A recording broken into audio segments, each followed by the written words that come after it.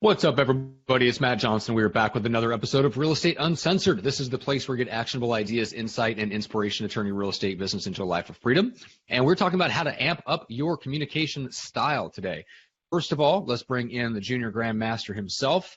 We're bringing our special guest, Greg McDaniel, in the co-pilot seat where you so belong. What's up? What up, Johnson Face?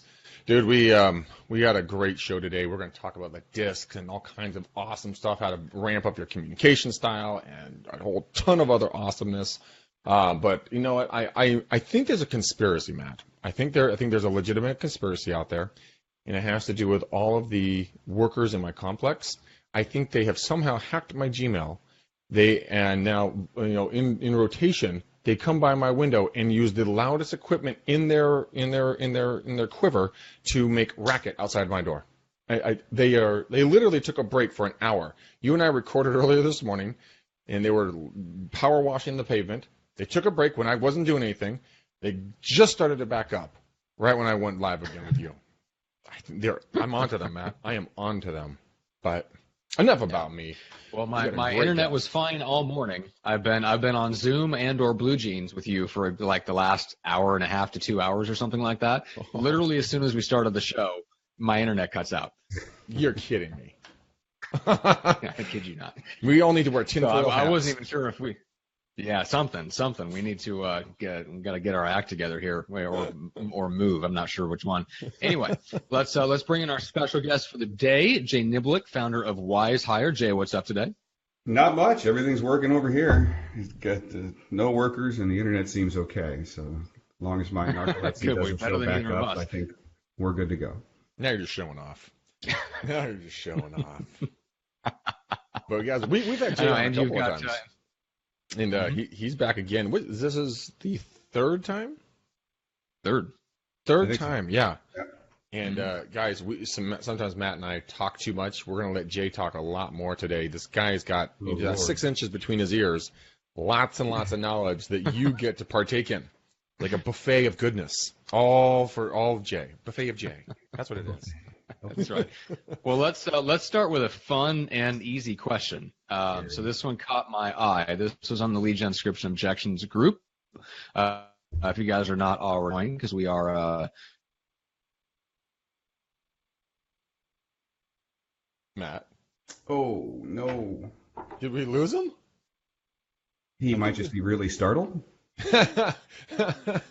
Bye, Felicia. There goes Matt. I ain't got time for that. So, Jay, since I have you here and Matt literally dropped off like a hot rock, that was honestly funny.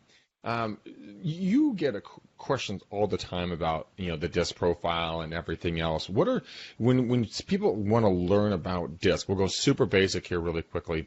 But when you start looking at the D.I.S.C, what are some of the most common questions that you get on a consistent basis that maybe a person who's just hearing about the D.I.S.C profile might ask or be afraid to ask that maybe you can address right up front so we can get the elephant out of the room? Oh, absolutely. I think, working it down from a big picture, one of the more common ones, if they're really new to this, is this stuff just fluff, quackery science? Are they accurate or not? Psychometrics is the field. These personality assessments, as people typically just call them, which I don't really love the name, are very accurate. And there is a lot of junk. It's like anything else out there, from tax advisors to auto mechanics to medical doctors and lawyers. There's great stuff and weak stuff. So if you haven't used some kind of a personality assessment, I think you need to make sure that you're using one that's very well validated and reliable. And any company that owns one should be more than willing to, on request, send you what's called the technical manual, which none of you should probably ever want to read. But what it does is say, hey, these are the studies that have been done. And by done, I don't mean like on 83 graduate students at the University of Wisconsin, boom, this is now accurate for the whole world. So we know we've done 20, 25 different studies. There's millions of profiles used in 50 some odd different countries around the world over 18 years.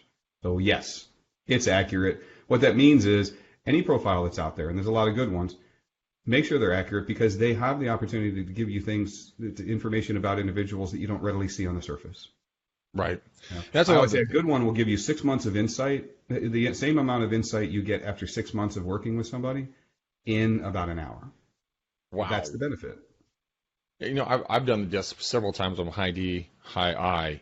And I know that we're going to wait for see if Matt can jump on. He's having to reboot everything right now. His computer completely crashed on him. Murphy's Law of podcasting, right? You never know what's good. It's good. It's dead. So let's talk a little bit about, the D.I.S.C. and how it can help ramp up, communications and how, I know for me, being a high D, high I want to talk a lot and I'm very bold. An S and a C are a little bit more quiet or a little bit more timid in my experiences.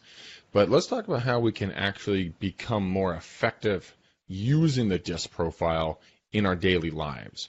So I guess for my question to you is, once they identify their DISC profile, how do they go about communicating with the other, two sides so you don't want to kill the other person? Because I know that some S and a C, I want to wring their necks because they move too slowly. But I mean, tell me a little bit about that. I think we talked in the last couple of calls about hiring. So, go back and listen to those because there's a lot of this has to do with how is that person's communication style going to fit the role. So that's one of the main reasons that we want to understand that, plus their characteristics and doing the tasks and the duties and responsibilities. When it comes to communicating, of the different personality assessments out there, Dr. Marston from Harvard, his DISC model looks at the thing that is most observable. So a lot of other personality characteristics and profiles, this one is the one that we bump into. If you think of two spheres around an individual, the first things to connect is our behavior. It's observable. It's what we see. So communication, this is how it comes across. Understanding how somebody's going to think from a behavioral standpoint and prefer to communicate and be communicated with is super important. Beyond hiring, it's in management. And how do I interact with somebody who's on my team? If I'm the team leader or the broker or owner or just the boss, how do I appreciate what this individual's thinking? A good rule of communication is the responsibility of clear communication falls greater on the sender than it does the receiver. Now, it's not like 100%, but it's not quite 50-50. It's my responsibility more than theirs, maybe 60-40, to make sure that I clearly communicate what it is. As a high DI, you're likely to walk in the door, kick the door open, say, shit just hit the fan, and Poughkeepsie, go fix it. Boom, and you're out. That may have no emotional tone to it to you, but a receiver of that from a totally different perspective could view that in completely the wrong way. You mind if I share my screen? Please do. Yeah, absolutely, guys.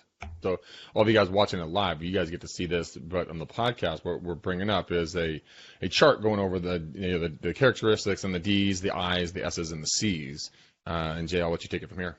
And anybody not watching or just listening later, this is the educational chart inside a DISC report. So pull up any DISC report you ever have, and you'll see this on page 5 or whatever it is. But this is a static chart. It's just an explanatory thing that says, hey, the problems, people, pace, procedures.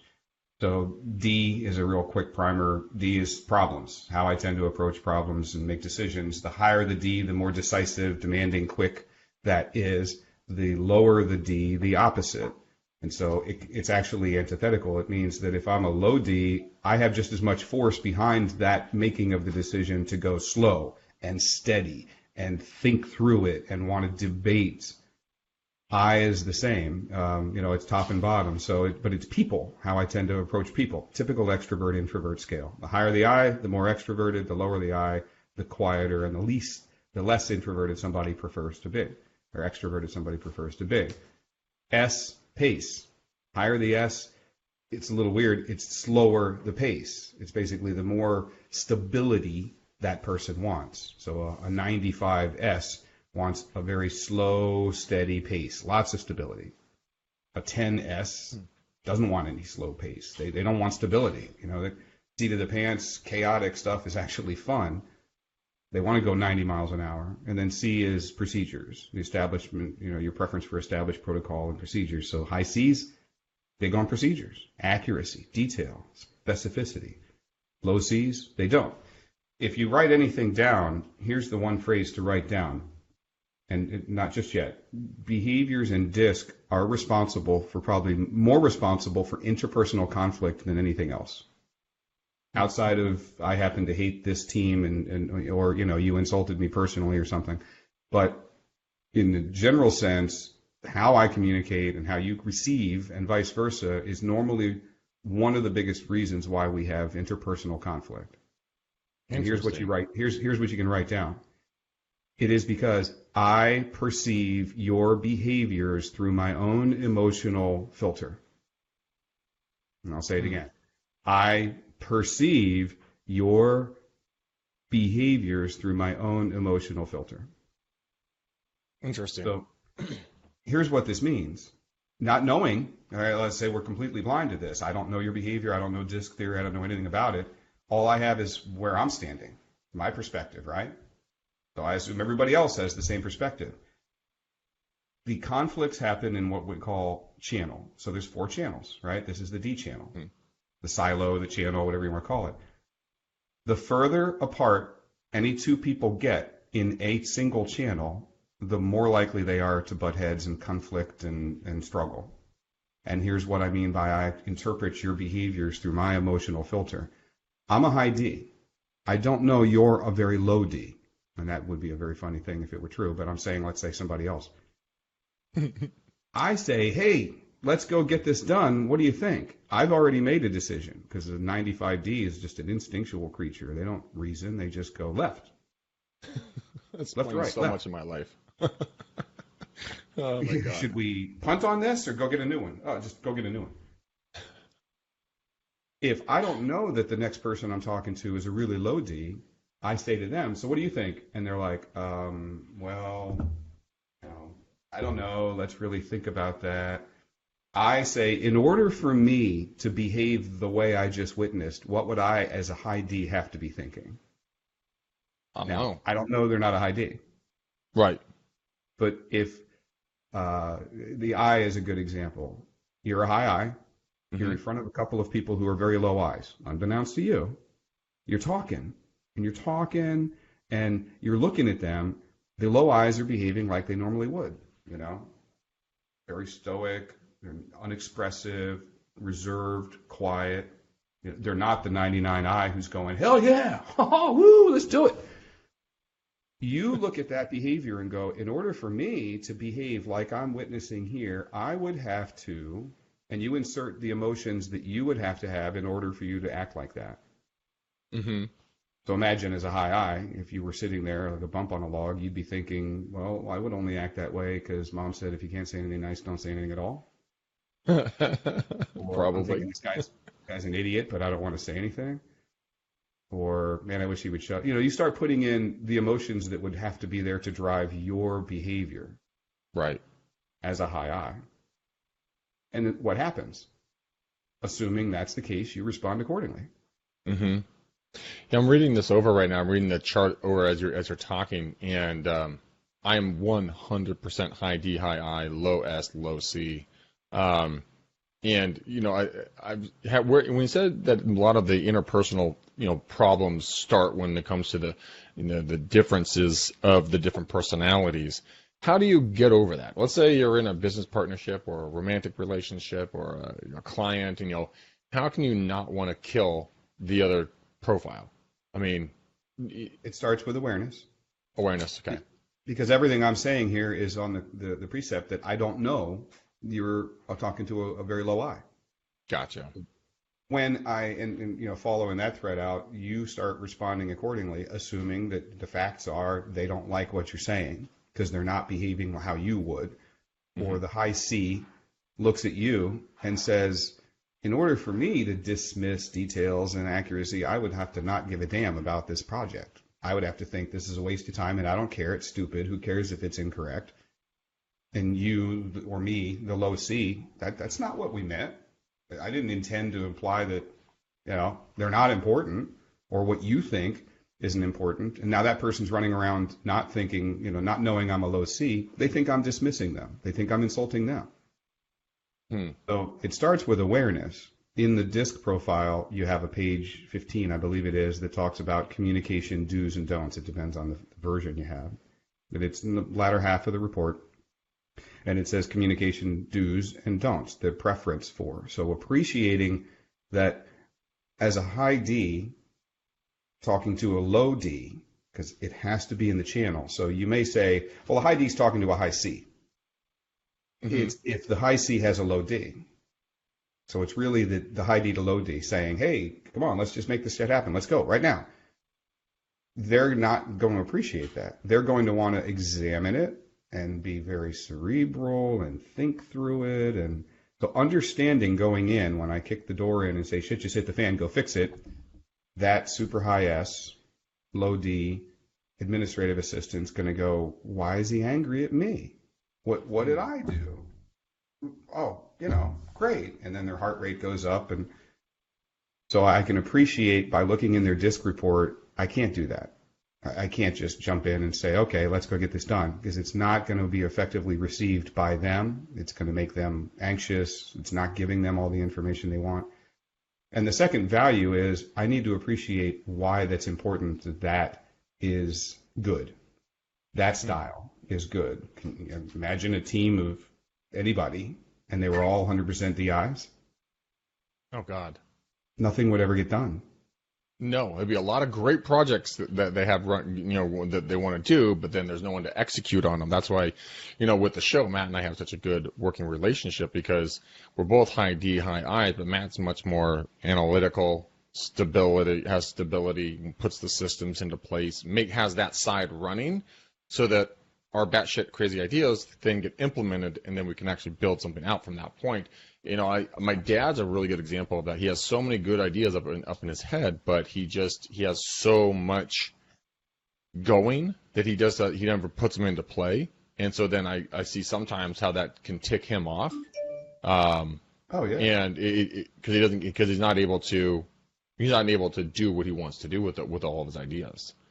No, I mean, understanding how you tend to approach things, how you tend to communicate, prefer to be communicated, how you're going to communicate. So when somebody is driving me crazy and I'm like, please, I don't need an hour for you to explain this to me. It's a Sharpie exercise. Write it with a big fat Sharpie on one piece of paper. That's all you can fit. That's all I need. That's good enough. It's 30,000 feet. I don't need to get more granular than that. I know that that's not what they like to do.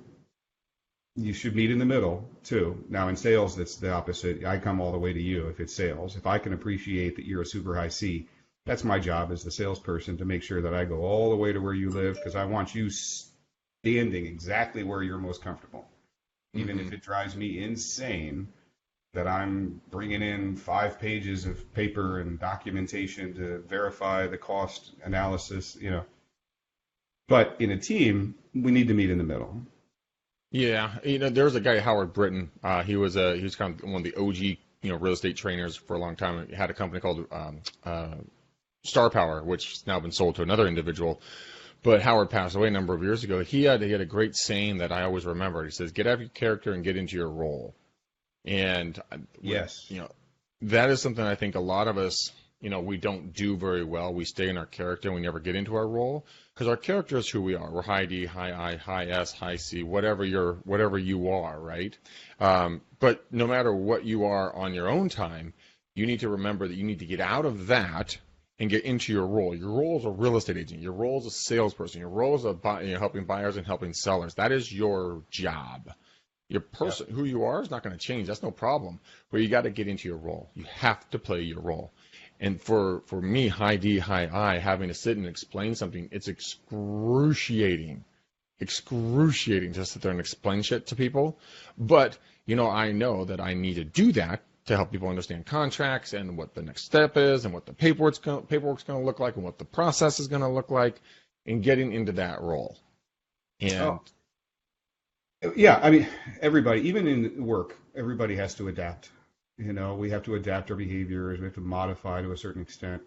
The first book, I don't know if we even talked about it. The first book I wrote was called "What's Your Genius?" and it summarized that study of 7-year study. I think we talked about it. No, let's go in on that a little bit. there's 197,000 people that we pulled profiles on across 7 years, and we looked at performance, and we interviewed some of the best performers in industries all over the planet, and the best performers in their roles had two core things in common. They were the most aware, self-aware, and the most authentic. Really? So even if in a sales role, my job is to come to you 100%, understanding this communication preference for you is important in picking what job you're going to take, right? Because if you put yourself in that role, and we did talk about this on the last one, if you say, you know what, I'm going to sign up where every day I'm going to be a buyer's agent and I'm going to spend my time doing this, and it's going to put me in touch with customers who are requiring me to completely be the opposite of what I want normally be, I'm in my role, then that's just not a great recipe for success.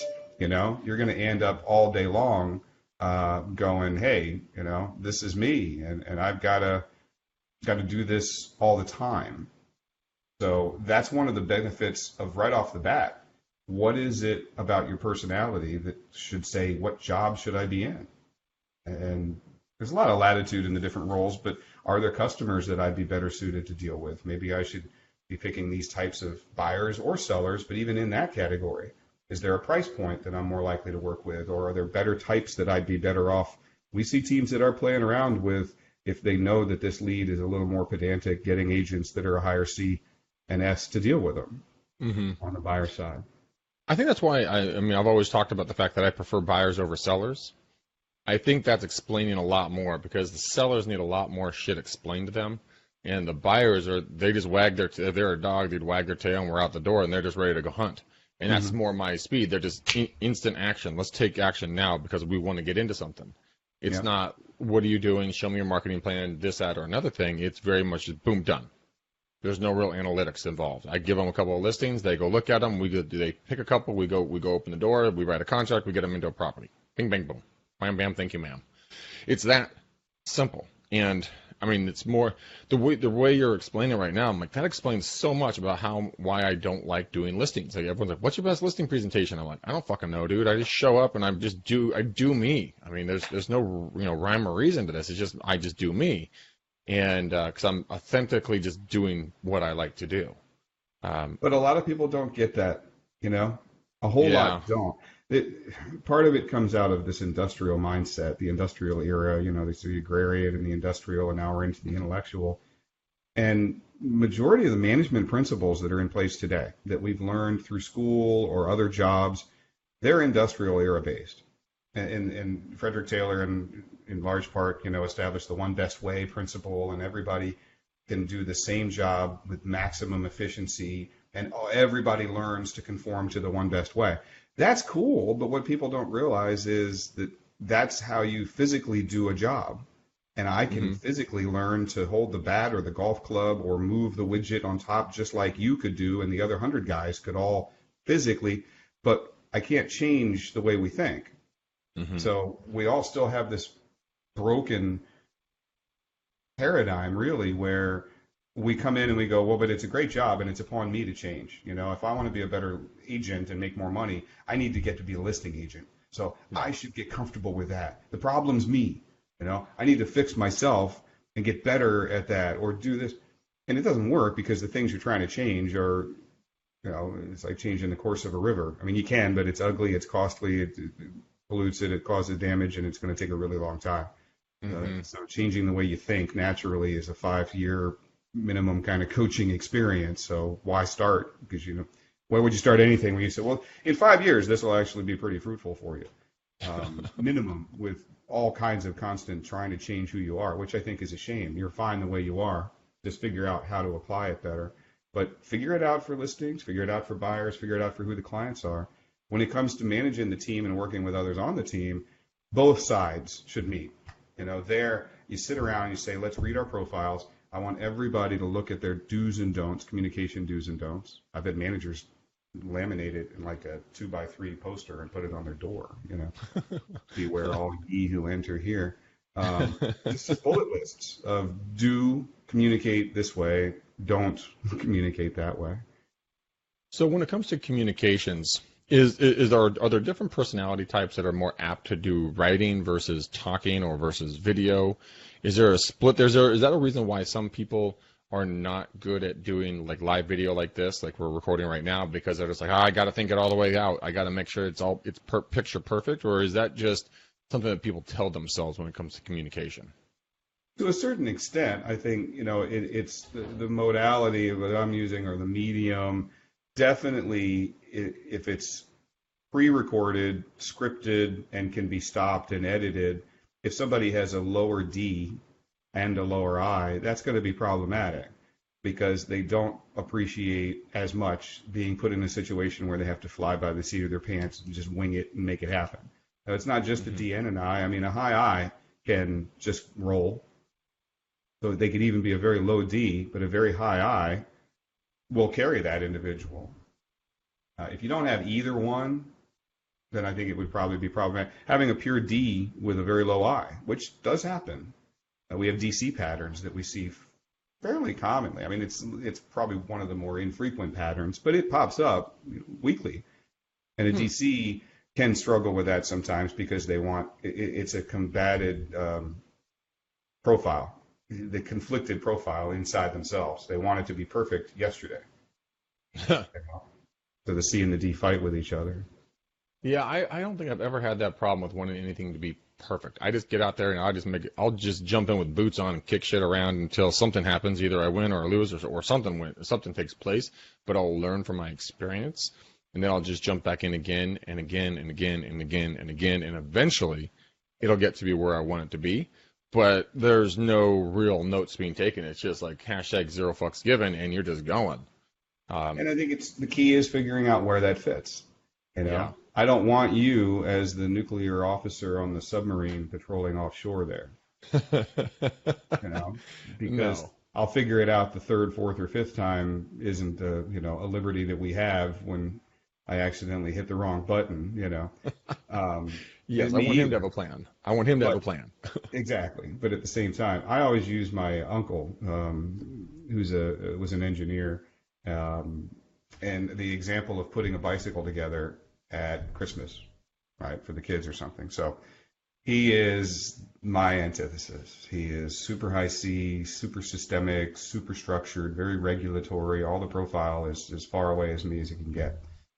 And if he were to take a bicycle out of a box, I've watched him. He'll take the foam that's there and the little bag of bolts and nuts and screws and washers, and he'll pre-configure it all and insert them in rows in the styrofoam. So they're up, the washers there, the bolts there, just hand tightened, all staged and ready to go.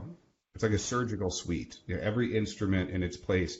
He will examine that manual page by page before then going back to page one and slowly, methodically stepping through putting the bike together.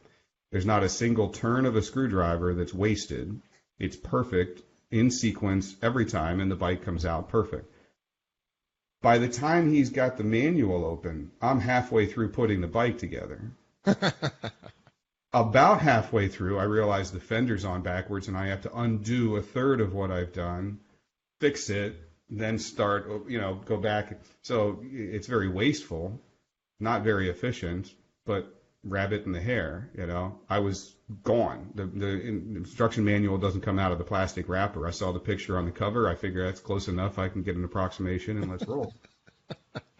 You're describing me. I got the wrong screws used. We were talking in the beginning about the project this weekend. I was putting something up in the garage, and I was not following the instructions, and I had 3 screws on the very top bracket on this thing hanging in the garage as a shelf, suspended shelf, and I had stopped, and at the very end I went, shit, I'm shy 3 screws. What the hell? I got 3 extra ones that don't look the same, and I realized I used the wrong, so I had to prop it up, take it apart. Knowing that on my team helps, and we have a good-sized team over at Wize Hire, and they have to know my style so they don't misinterpret when I say something. They know what the emotions are that are driving it. I, like vice versa, have to know their style, and then we have to share to appreciate that. That's the biggie. Once I know it, then I have to appreciate, thank God you're on the team. Mm-hmm. Otherwise, I would have to do it, and vice versa. Thank God you're on the team. So it's what are the positives that style definitely does for your team? Don't just hate on it.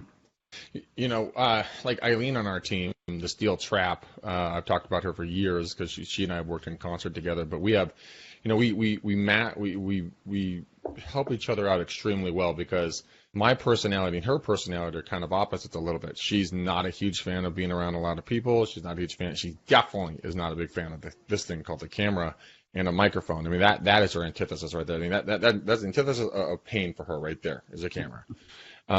I have made her come on camera a couple of times, and she's a trooper. She toughed it out. She did it, but it was not her comfort zone. But her where she truly shines is, you know, the details, you know, like your uncle, like putting the screws together, making sure everything lines up. You don't, you know, you and I, we always have extra bolts when we get done making something. Why would they give us extra bolts? It's so crazy. But like, how wasteful of that group. But I mean, for her, everything runs very smoothly when it comes to the deals because A to B, B to C, C to D for her, no skips, nothing. She knows the process, and her doing going out and doing sales on a daily basis, she could easily do it, but it wouldn't be her happy zone. She likes doing her thing in her realm, and for me having to do paperwork, pain. That just equals pain in my life. And I think it's 100% right. So when you guys are hiring people, I mean, Wize Hire, I'm going to give you guys a shameless plug. You guys, they will help vet out people for your team. I have 2 people right now that have gone to the next level, going through their different steps that would be very good people to join my team. Now it's up to those people to reach out to me to book a time and, you know, go to the next level. But I mean, explain a little bit about what you guys do and how you identify people that are good, you know, for the team and not good for the team. Because I know personally, I've stopped in a big pile of you know what several times when I hired people because I just didn't know what to look for or where they needed to fit in the team.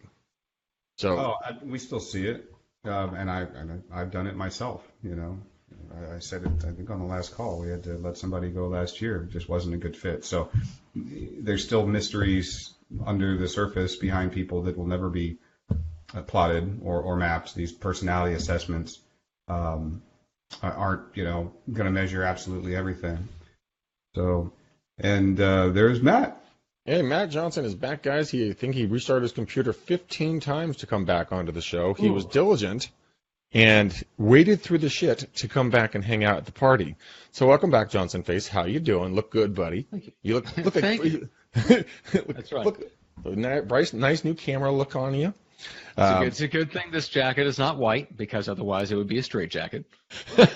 I feel like I'm going insane. Good Lord. Well, you had to say it up front. I mean, you totally just jinxed yourself.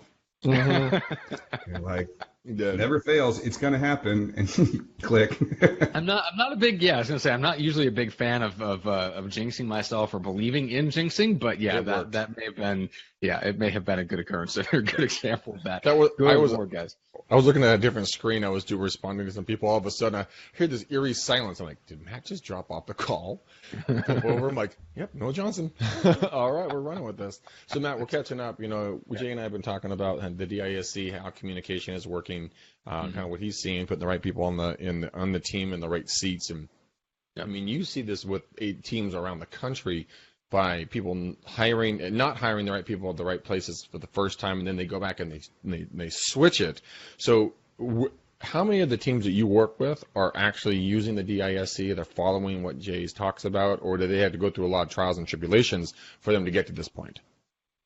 Well, that's a great question, because I would say there's a good chunk of the people that I've worked with or known or communicated with that are in the Keller Williams system. And D.I.S.C is big enough within KW. I mean, it may not be always the right one. There's different variations and stuff like that. But I feel like KW has a pretty decent handle on at a high level how to use the DISC profile to fill different roles. I mean, that's how my mentor Frank from Viral Marketing got turned on to it to begin with, which is why he started using the DISC profile, actually Jay's Intermetrics DISC profile, to screen employees for viral. And that's where I actually got my initial assessment done. And so there's a lot of teams out there that are using that, and then they're using like the career visioning tool and stuff like that, which kind of takes that and a bunch of other things into consideration to help people determine whether certain team members are a good fit. So yeah, within the KW, like those teams, I think are doing a pretty decent job. Outside of that, I think there's a lot of probably mistakes, and Jay, you can probably speak to this as much as I can. There's a lot of mistakes going on and not a lot of awareness of and proper usage of the DISC profile to screen out and screen for the right people. Yeah, I think just as you were coming back in, I was asking about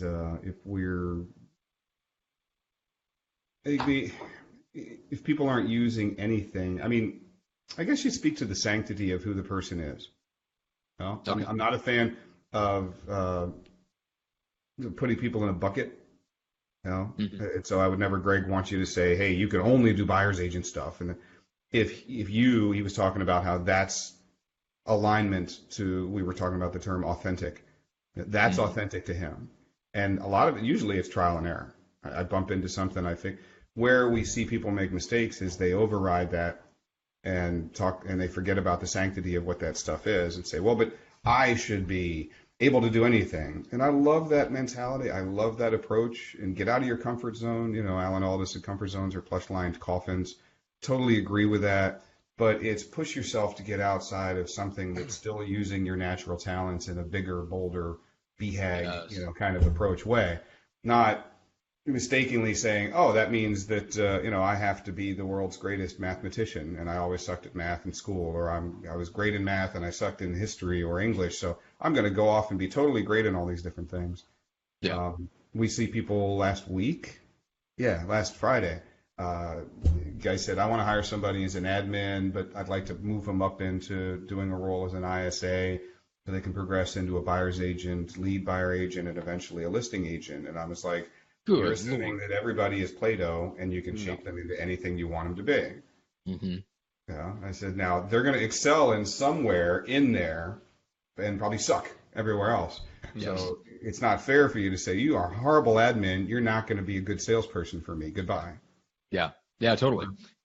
Yeah, and because usually that's the way it goes. Yeah, and that's one of the things that's part of what I'm working on behind the scenes. That's going to go into my book, partially because I've learned it the hard way.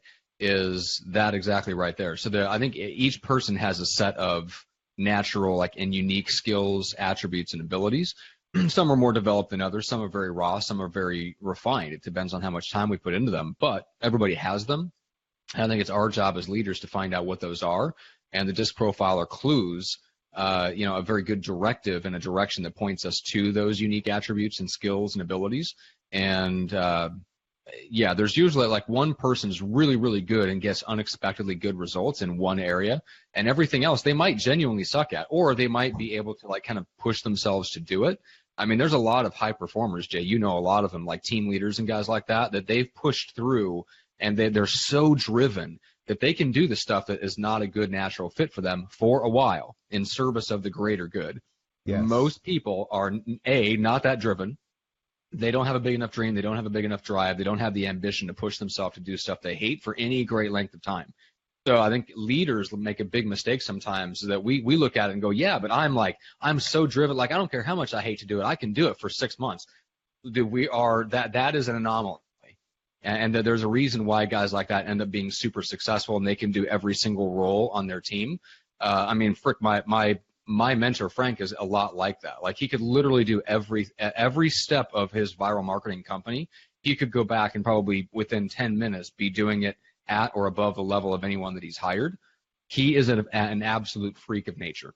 Most people are not that way. They have one strength, and if you can get them in that lane, they're going to be awesome. And if you get them out of that lane, they're going to suck. It depends on his profile, too. I mean, some people are more jack of all trades. Yep. And don't have any real spikes in massive talent in one specific area. I imagine there are some people that have massive spikes of talent in all areas. Incredibly rare. But oftentimes we'll see somebody that's got more of a generalist personality. You look at the 0 to 10 on the DISC, the D. Well, somebody who's a 90 is going to have a real hard time acting like a low D.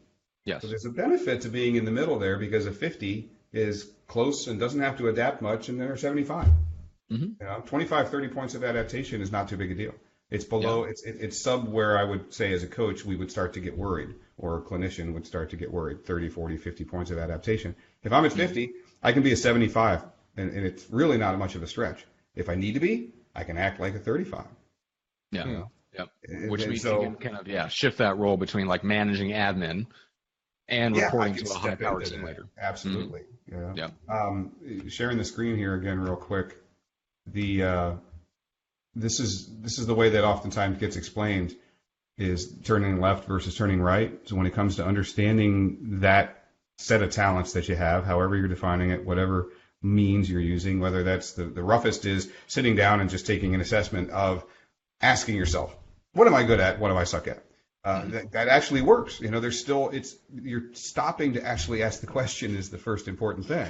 Yeah. Many times they never do that. Yep. Or all the way out to working with a coach or somebody really working on personality assessments that you're taking this psychometric thing online. That's all cool.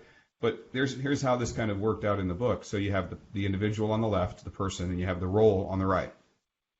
So this is the flow. You take step one, you take the job, you take the role. Mm-hmm. Step two, instantly you start learning the role.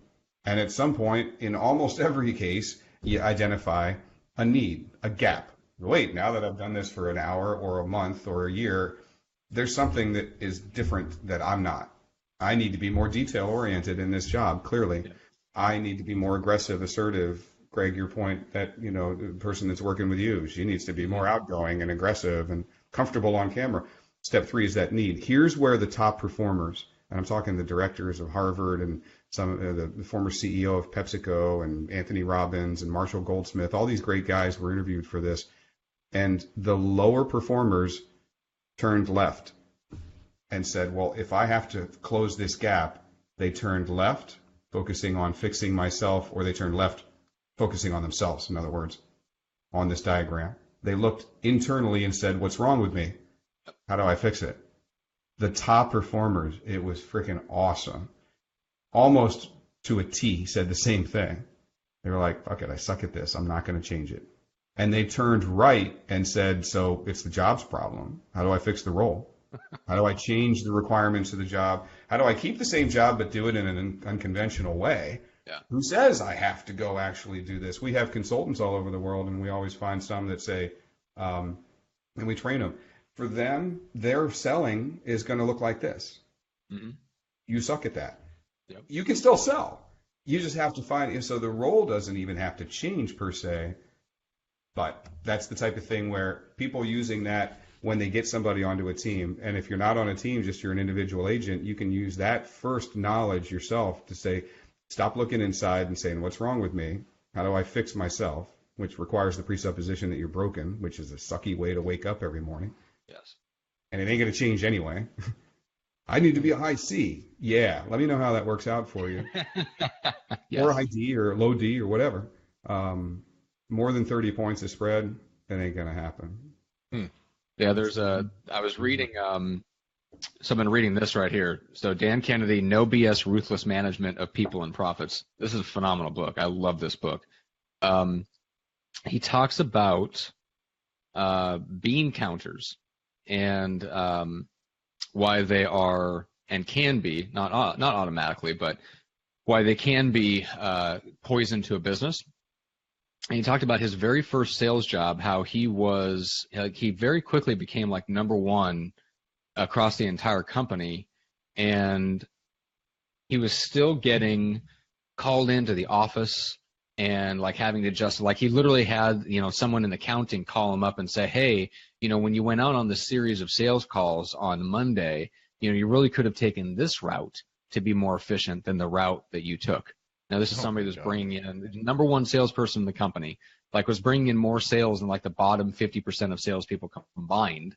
He makes a very, very good point, which is for those people that have a spike in that area, especially if it's a spike in sales and marketing, let them do what they do best and do not interrupt and constrict the flow of what they're doing by excessive, what he calls bean counting. Like just essentially getting into the nitty gritty and being a super high SC, if we were to put it in DISC profile terms. If you let, and that this is what's bad about, like if you look at who was a Steve Ballmer taking over for Bill Gates and Microsoft, Tim Cook taking over at Apple. These guys are not, they're not category designers. They are category harvesters. They are awesome at coming in and helping a company streamline and cut the fat and all that stuff. And so performance, you get a little bit of a spike and the stock price goes up. It's all the same thing. They're bean counters. So they're really good at that, but they don't have the spike in sales and marketing. And if you don't have that, you got to team up with somebody that has it or something.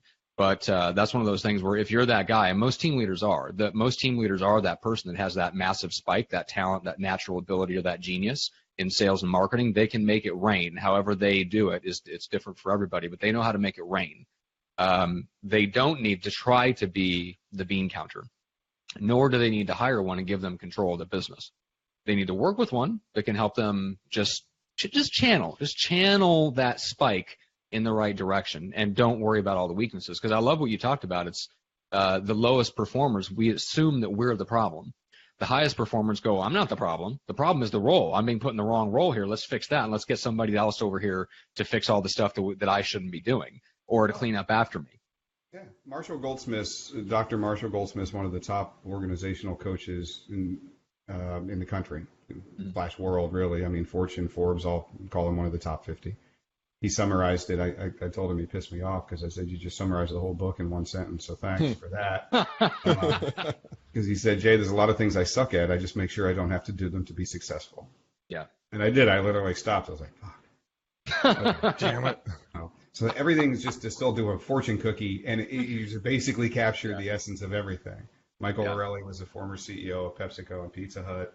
He tells the same stories about trying in a corporate level to have everybody focus on their weaknesses, and trainers were brought in, and all this stuff. And he said it failed miserably to millions of dollars of expense and millions of dollars of lost revenue and frustration. It's not that you shouldn't try to grow. It's not that you shouldn't figure out how to always constantly improve, but what are the raw materials that you have? And my argument is figure out what the raw materials are, and the work of becoming a master at leveraging them will last you a lifetime. You don't need to figure out how to create new tools that you don't naturally have. Instead of ignoring the fact that you're a high C or a high D or a high S or I. And of course, we're talking about the values. We had a company in South Africa sold AEDs, automatic external defibrillators. The boxes that are in walls and conference halls. Like that. And if a guy goes into AFib, they put these on and it cardioverts them automatically. Well, they save lives. And this guy when I got involved, the question was, will he be fired before he quits? And he was there in Johannesburg. He was in Pretoria, but that was his territory. And he was bad. I mean, just really, really bad. Looked at the profile. D.I.S.C is great. Wow, this is a great behavioral profile. Why the hell does this guy suck so bad? Looked at the values. Economic 7th place out of 7. Altruistic 1st. I don't know how the hell he got into the job, but these people over here were like counting rands. They weren't looking at personalities. And so he got involved because he thought, this is cool. I can make a living, which is higher, like Maslow's hierarchy. I got to pay the bills. I got to make money to eat. So here's a job that pays. So I've satisfied my first lowest thing of economic, and I'm done. But it's selling something that saves lives. Once we realized this, all the Excel spreadsheets they were constantly passing around and the communication from management was, instead of here's how many rands you'll make more this month if you make this many more sales, he did the calculation and figured out every AED saves X many lives, and each life on average in the census has 3 people in their nuclear family. So he did a little calculations. Instead of rand that I'm earning, it's how many lives am I saving? And he would wake up in the morning and say, I'm going to go out and save lives. And at the end of the next year, he was second sales rep, just off of the top sales mark. And then the year after that, for the next 5 years, he was rep of the year. Wow. So, it's around not trying to change. That guy was sitting there forever trying to say, I need to be excited about the conversion numbers this guy's telling me about. I need to be excited about going out and getting another 100,000 rand. And everybody said he was, and everybody told him this is what he should be doing, and he was taking advice. He didn't know any better, and he was like, why am I not getting excited? I'm lighting the fuse, and it's just sitting there. Yeah. It's not taking off, and everybody else is doing the same thing. What's wrong with me? Right. Yeah, that knowledge allowed him to go, wow, this is different. Though we do see certain patterns and trends. Yes, most team leaders oftentimes have a higher DI, one or the other. DCs will be that other typical kind of team leader that they'll be better off going and finding somebody who's actually the rainmaker, because the DC brings with it things the DI doesn't. They actually usually have more organized organizations, when they're starting out. But Greg said something about it. I think the keys to why teams are so much more efficient is because there's somebody who's a hell of a lot better at that piece of it, who's owning it. It's not just because there's 5 people on the team, so the team's going to be 5 times as effective. It's some order of magnitude more than that, because that's what they do. And their specialty is knowing it, and their talents line up behind it, and they get in what we call the flow. If you take a low C and say, hey, act like a high C, I could do it. I could put together that Excel spreadsheet. It would take me 3 times, 4 times as long and be less accurate and take a toll on me, but I could do it. So when that person who's got those talents gets in the flow, they do it in 1/10 of the time. It's easy for them. They get excited about it, and it's perfect. It's way better quality. So that's why teams, I think, are so awesome, because there's somebody on that team who loves to do what you loathe to do, most likely, and is great at it, and it's good for the business. And so when you talk about communicating, that's the end of that circle. It all comes back to sit down with the team, go over the reports, share that page with everybody. They don't have to share their entire disc, but let them share just that communication do's and don'ts page. Make a copy for everybody and pass them left. And then have them all go around and appreciate, thank God you're here. This is what you bring to the team naturally, and I couldn't do it without you. And everybody needs to appreciate that, so they don't think everyone just needs to follow me and come to me and conform to me. And team leaders that do that aren't running a business. They're just saying, hey, I'm the lead sales guy and you're all minions here to support me. If you really truly want to run a business, you start thinking like a CEO, and you start thinking about leading people, and you start thinking about extricating yourself from the center of that solar system and not trading time for money, and that business runs without you being the engine of it per se. I think that's what EXP does so well. They don't in their upper management, there's no hierarchy. I mean, there is, because there has to be, but that's not how they view themselves. So it runs much smoother. And Jason Gessings, the CEO, when Matt and I first joined EXP, we were joking around talking to Jason, and I'm like, they got to do that because you're the boss. And he's like, no, I'm just the CEO. I'm not anyone's boss. I'm not better than anybody else. Just a totally different mindset, and it made it for me just one more nail in the coffin of why I wanted to be a part of that organization, because of the way the management was led, and they think like that. They don't think like I'm the center of the solar system now. Go around me and do my bidding. It's like let's work together on this, and we can all thrive. So interesting I've just been sitting here just really kind of listening to the conversation, and just, as always, man, just wrapped with how much cool stuff there is around the DISC profiles and what it can mean, both for you personally and professionally, if you take advantage of it and really kind of tune in to what the DISC profiles are, become a student of the profiles, so you know who you're dealing with. So like if someone's an ISA and they're out there calling, they can immediately identify with their personality and then work off of that and know how to speak to that person. And in a personal relationship, know when your spouse or significant other or kids or whatever else, you know how to work with them, speak to them in their language, so that you get a better result. That kind of, that's what I'm taking away from this today. Quite a bit, actually. It's awareness. It's awareness of them and their awareness of you, of some innate traits that you really can't suppress or change. Anecdotal little funny side note, more often than not, great couples are like teams. 2-person teams, and when they married and have kids, then they're a 3 or 4 or 5 or 7-person team. The kids are way too young to use this on, but normally it's the the odds are opposites attract is still very true, and the behaviors on the disc tends to fit opposite of each other, but the values, that's not true. So you find someone who behaviorally is quite different, that's a good team. You guys go dating or marriage, you go through supporting each other. They're better at helping plan the trip because they want to look at the details and create a spreadsheet of which, Turk's going to be better than this and that's that, and here's columns, and now you'll piss them off when you walk in and they say, which one should we choose? And you go, that one, and they're like, wait, I spent hours creating a spreadsheet of amenities, but it works better that way, managing a house and so on and so forth, like a company. If the values are not aligned, usually that's problematic. If they're very high altruistic and you have no altruistic, that's tougher to overcome. And usually they're somewhat closer, because why things are important in their world might be better if why those things are important for you is similar. They don't have to be identical, but in the same realm. Yeah, that makes a lot of sense. I like that. In the top 3 or 4, if I can have a couple in my top 4 that are similar, then that's a good ground for that individual. And that's not untrue on a team as well. I mean, we appreciate having a high theoretical in certain roles, but if everything is completely different than the rest of the team, that's usually hard to overcome. There has to be some circle that crosses over, like Audi or the Olympics. You can have your own, but some overlap gives us one point wherein we all can get together and say, okay, we appreciate we're doing it for this reason.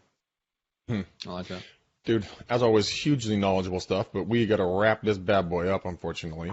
But we'll have to bring you back again, Jay, if you want to come back and keep giving us more knowledge about the discs and everything else to kind of help people communicate better and stop that divorce rate. We got to bring that divorce rate down. And you're going to do it one podcast. What I was going to say is we're going to start using Wize Hire to advertise for Greg's new girlfriend, and we're going to that way they have to go through the disc profile before they get to go on a date with Greg. Oh my God, can we really do that? That'd be awesome. I mean, that would be awesome. No more bad dates. That's right, exactly. That's not off-putting. Hi, I'd like to meet you. Complete this assessment. Yes, exactly. with complete medical. All right, so Jay, how do people learn more about Wize Hire? Just sign this HIPAA. Go over to wizehire.com. So WIZEHIRE.com, and we'll be glad to take care of you over there and help out. Awesome. And then speaking of taking a disc profile and joining a team, Greg, how do people learn more about the McDaniel real estate systems and how and why they should link up and join with us? Guys, go to bookmcdaniel.com. Those of you who are watching us right now, it is right on your screen. If you're listening to us, go to bookmcdaniel.com. You guys, if Matt and I have brought any value to you guys ever at any point in the 3.5 years we've been doing the podcast or before or whatever else, you guys are thinking about EXP, I want you on my team. I want you on my team. We'll give you guys all the goodies on the back end. We got a Kim Kardashian ass of value on the back end of this thing. So I want you guys to go over there, book it right now. We're gonna give you all of our masterminds, all of our products. I'll coach you, no cost. Usually it's $500 a month, but everyone on my EXP team gets coaching from me at no cost. We're building a podcast product that Matt's working on that can help you create your own platform. I want to put you at least 50 people on your team in the next 5 years or less, so bring value to you financially. So just go to bookmcdaniel.com, do it right now, book time with me. I want you on my team, no fucking around. Matt, back to you. All right. And then if you would like some of the best training I've ever seen in the real estate community, you obviously can plug into our team. But if you're a team leader or an agent that you want to plug directly into some of that live stream video training that is part of our team, you can do that by going to Elite Real Estate Systems and going to the live stream tab and learn more there. You can see past sessions of the training, and it's a whole whopping $17 a month. It's ridiculously inexpensive. So if you're a team leader or an indie broker and you don't have that sales manager role, or if you're an agent around the country and you're not looking to switch, but you want to plug into one of the top teams and get that high level of training, that's the best way that we know of to do that besides listening to our podcast. So in addition to that, go to EliteRealEstateSystems.com and check that out. And then always remember to subscribe and share to the show. We appreciate that you guys already share it. You share it with your brokers. You share it with your other agents. It's awesome. We love that the show grows because you guys share it. We love you for it. We just want to encourage you to keep on doing it. And if you enjoyed the episode today, make sure to go to iTunes or Stitcher, throw a 5-star rating on it, and publicly call out Jay and Wize Hire and tell them how much you appreciate his time and his knowledge, so that he knows and gets the warm fuzzies for coming on the show. We like to give people warm fuzzies. Perfectly timed. All right, guys. All right, guys. Hey, I appreciate every one of you guys, like Matt was saying. Please do go and share this thing. Matt and I love you. We want to watch you guys grow and thrive, and not just survive, but thrive. We're going to keep bringing people like Jay back out here so you guys can keep getting awesome, awesome knowledge. But, Matt, Yes. we need a color for the bow, buddy. Well, in honor of Jay and Wize Hire, let's put a nice green bow on it. Green bow it is. I like money. All right, guys. Oh, man. We will see you guys soon. Jay, you're a legend in all of our minds. We'll get you back on the show. And until then, guys, peace out, ninjas. We gone.